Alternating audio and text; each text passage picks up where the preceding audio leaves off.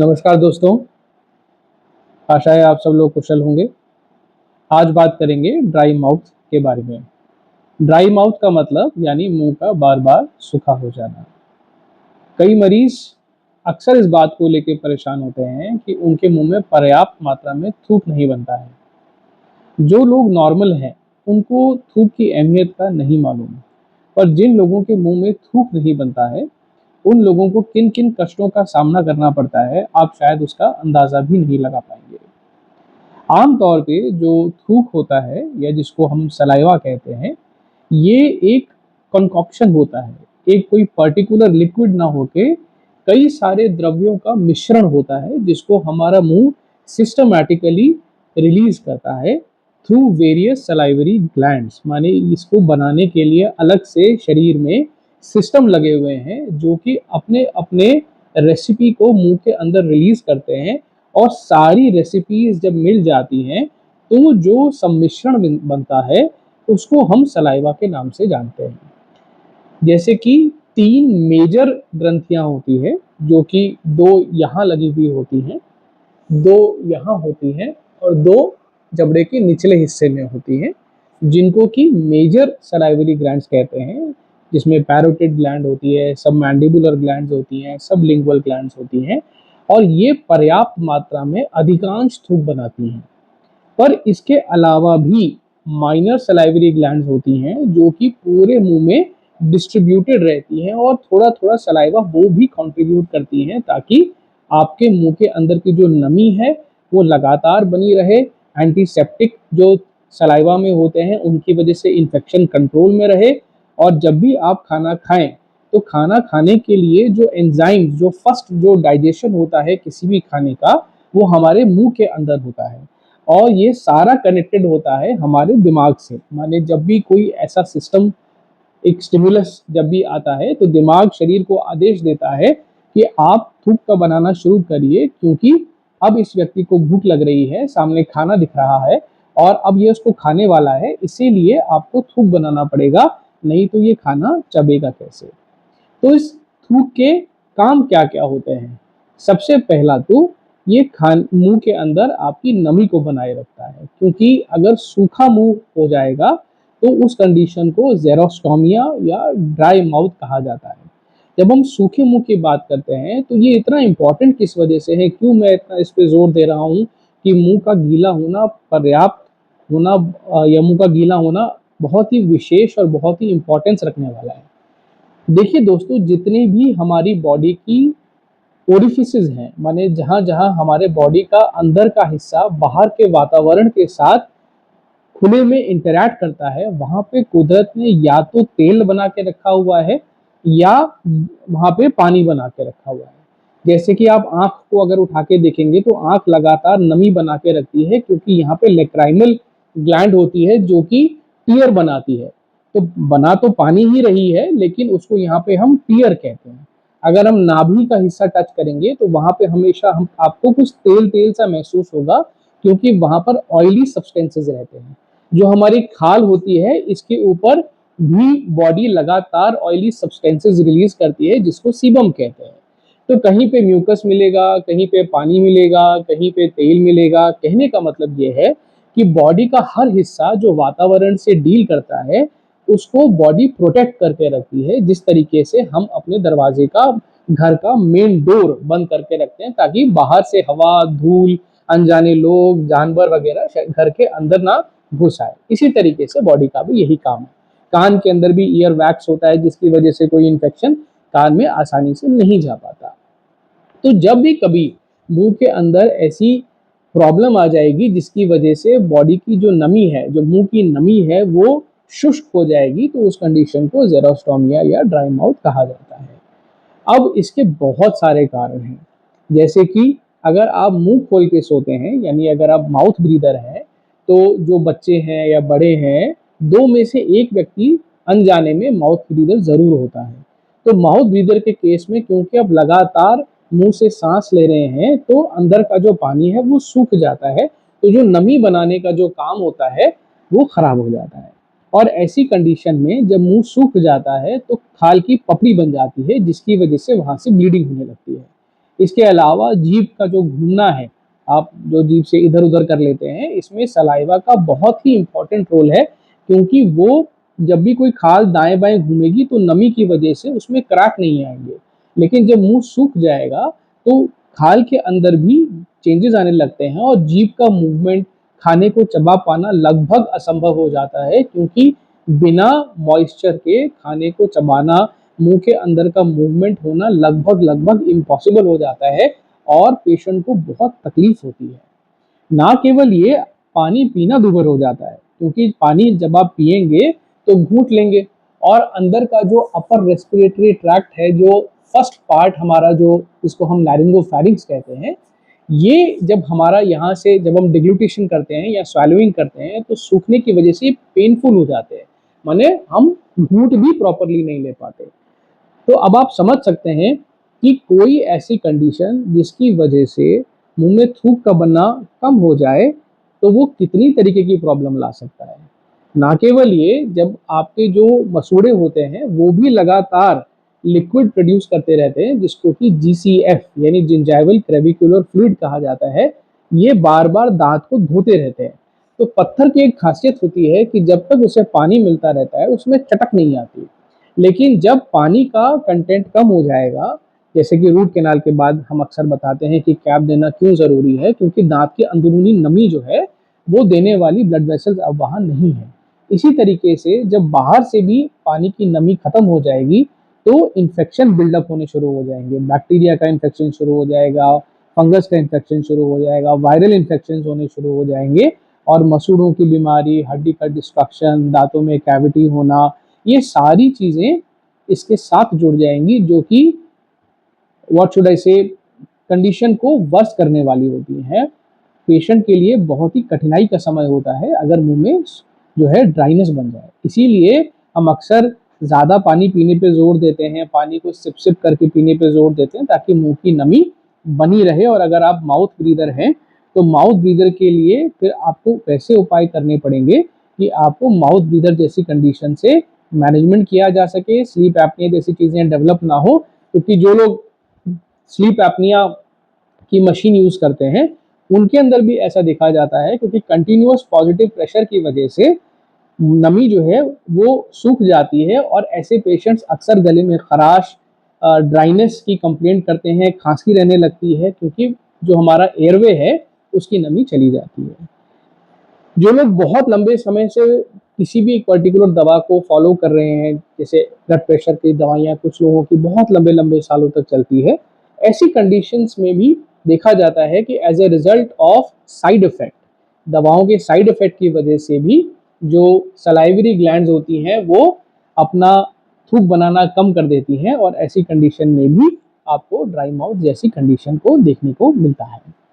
उसके अलावा nutritional deficiencies हो गई, ठीक है, जहाँ पर आपको पर्याप्त पोषण नहीं मिल पा रहा, विटामिन ए की डेफिशिएंसी हो रही है, उस कंडीशन में भी आपको ये सारे सिम्टम देखने को आते हैं। कुछ लोग जो कैंसर का ट्रीटमेंट ले रहे होते हैं, जिनको रेडिएशन थेरेपी मिल रही होती है, उसका भी बाई प्रोडक्ट ऐसा होता है कि जो मुंह की सलाइवरी ग्लैंड्स हैं वो पूरी तरीके से जल जाती हैं, जिसकी वजह से थूक बना पाना संभव नहीं रहता और मुंह के अंदर पुनः जेरोस्टोमिया जैसी कंडीशन को देखा जाता है। मल्टीविटामिन्स का रोल बहुत ही इम्पॉर्टेंट होता है, इसीलिए हरी सब्जियों को, पत्तेदार सब्जियों को खाने के लिए बार बार कहा जाता है, क्योंकि इसमें मैक्रोन्यूट्रिएंट्स और माइक्रोन्यूट्रिएंट्स दोनों होते हैं जो कि ग्लैंड्स की हेल्थ के लिए बहुत ही इम्पॉर्टेंट होते हैं। कई बार सलाइवरी ग्लैंड्स खुद भी सूज जाती हैं, जैसे कि एक कंडीशन होती है पैरोटाइटिस, जिसके अंदर जो पैरोटिड ग्लैंड होती है उसमें सूजन आ जाती है और सूजन आने का कारण ये होता है कि डक्ट में कहीं ऑब्स्ट्रक्शन होता है, तो जो वहाँ थूक बन रहा होता है वो इन्फेक्ट हो जाता है और उसकी वजह से वहाँ पे स्वेलिंग आ जाती है। तो ऐसी बहुत सारी नाना प्रकार की कंडीशंस हैं जिसमें कि जो सलाइवरी ग्लैंड का ऑब्स्ट्रक्शन कह लीजिए, उनको डैमेज कह लीजिए, या न्यूट्रिएंट्स की डेफिशिएंसी कह लीजिए, नाना प्रकार का प्रॉब्लम हो सकता है, एज रिलेटेड इश्यूज भी हो सकते हैं। कई केमिकल्स ऐसे होते हैं जो हार्ट के पेशेंट्स होते हैं, उनमें भी ऐसा देखा जाता है दवाओं के साइड इफेक्ट की वजह से। तो ये सारी प्रॉब्लम्स उनमें देखी जाती है। तो उसका मैनेजमेंट कैसे किया जा सकता है?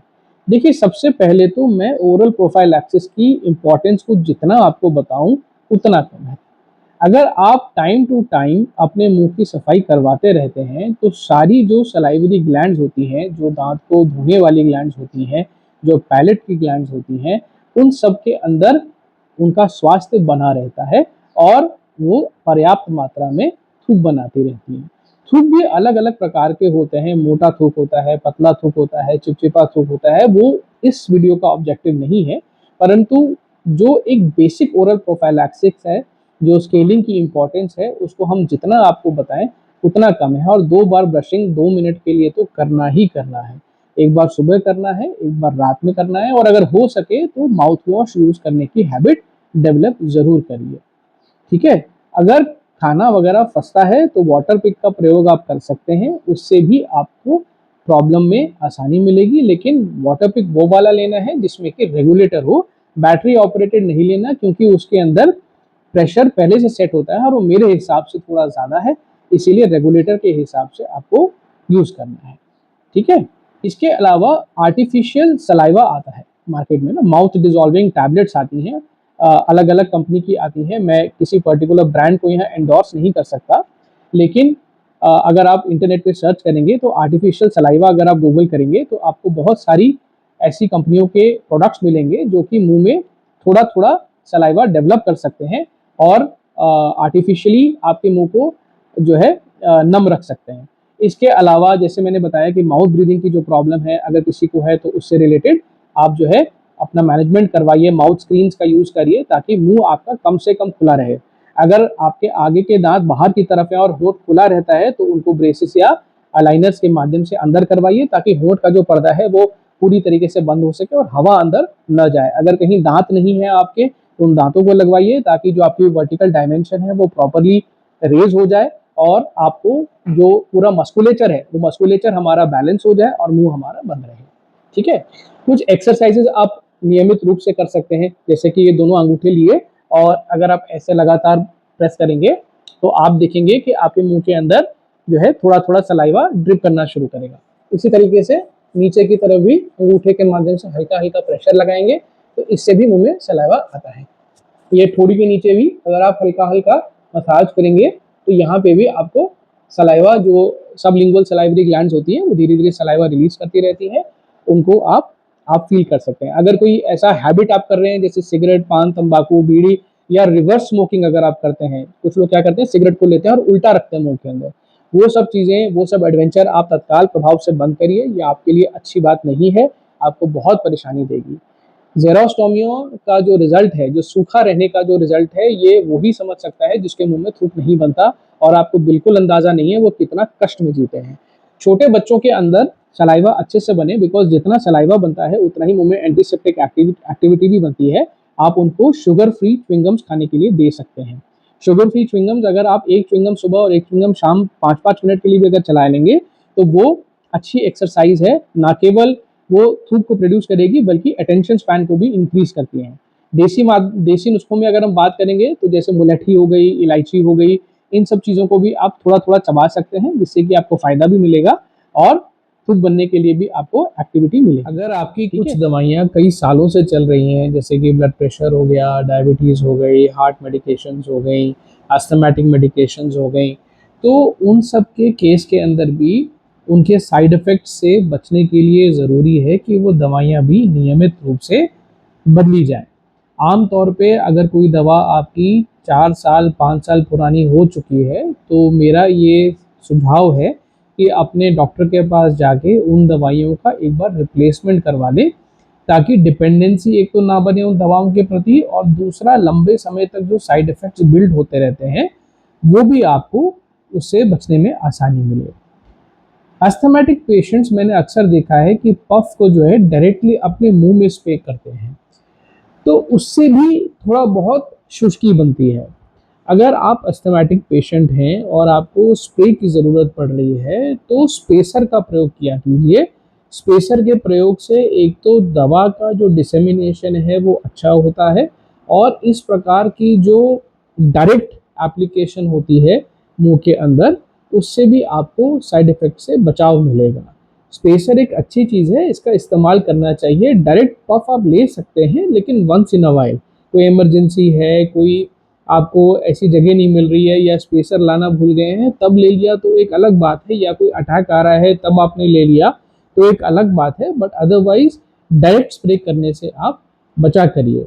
और जो ये छोटी मोटी चीज़ें, लॉजेंजेस वगैरह अगर आप मुंह में रखेंगे तो उससे आपको आसानी रहेगी, मुंह के अंदर ड्राइनेस एकदम से इकट्ठी नहीं होगी।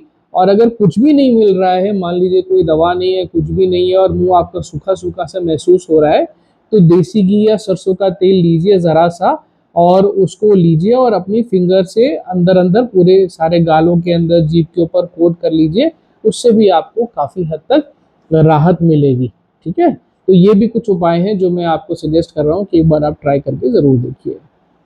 तो आई थिंक मेरे ख्याल से आज एक बेसिक ओरिएंटेशन सूखे मुंह के बारे में देना आपको ज़रूरी था, और इससे होने वाले कॉम्प्लिकेशंस के बारे में भी आपको बताना ज़रूरी था।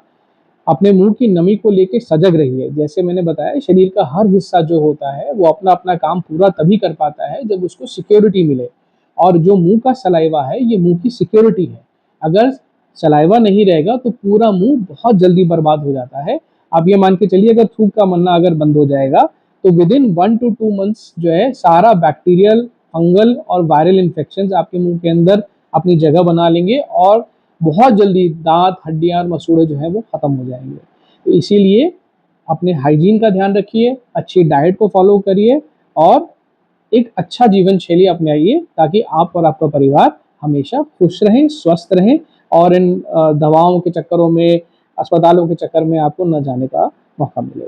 ठीक है, तो अपना ध्यान रखिएगा। मिलेंगे जल्द एक और नए वीडियो में। तब, और वीडियो अच्छा लगा हो तो सब्सक्राइब ज़रूर करिएगा, वीडियो को लाइक करिएगा और कमेंट में अपना अपना रिव्यू ज़रूर दीजिएगा। नमस्कार।